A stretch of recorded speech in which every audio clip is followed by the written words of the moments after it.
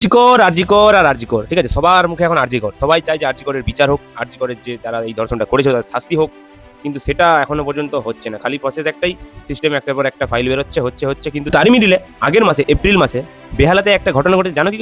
কেউ জানো না। চলো আজকে ভিডিওটা সম্পূর্ণ দেখো, আর সবাই করে ভিডিওটা সেভ করে নেবে, ঠিক আছে? হয়তো কোনো পার্টিগতভাবে ভিডিওটা উড়িয়েও দিতে পারে, ঠিক আছে?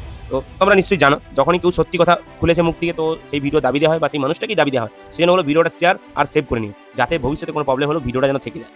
তো এইবার আমি আসল কথায় আসি। বেহালাতে যে ঘটনাটা ঘটেছে, একটা ছোট বাচ্চা, নাবালিকা বাচ্চা একটা, তাকে গ্যাং রেপ করা হয়, গণধর্ষণ করা, তো সে খুব বাজেভাবে জিনিসটা হয়। সেইখানে সেই ছোট্ট বাচ্চাটার মা কাঁদতে কাঁদতে গিয়ে থানায় রিপোর্ট করে। কিন্তু এবার তোমরা জানো এই বিষয়টা বলার দরকার কার? নিউজ রিপোর্টার নিশ্চয়ই তাদের। কিন্তু বলছি এখানে তোমাদের মতো আমাদের মতো কিছু ইনফ্লুয়েন্সার, যারা আমরা সোশ্যাল মিডিয়া ভিডিও বানাই, এই বিষয়টা তোমাদের আর আমাদের কাছে এটা একটা ভাইটাল ব্যাপার হতে পারে, কিন্তু এদের কাছে কোনো ভাইটাল ব্যাপার নেই। কিন্তু তোমরা কি ভাবছো যে নিউজে দেখাবে, কিন্তু নিউজে কি দেখাচ্ছে? মেলেনি আর মোদি, মেলেডি। তো আমি এই নিউজ রিপোর্টারদেরকে একটাই কথা বলতে চাই যে যখন আগের বারে যখন আরজিকর ঘটনাটা ঘটেছিল, তখনও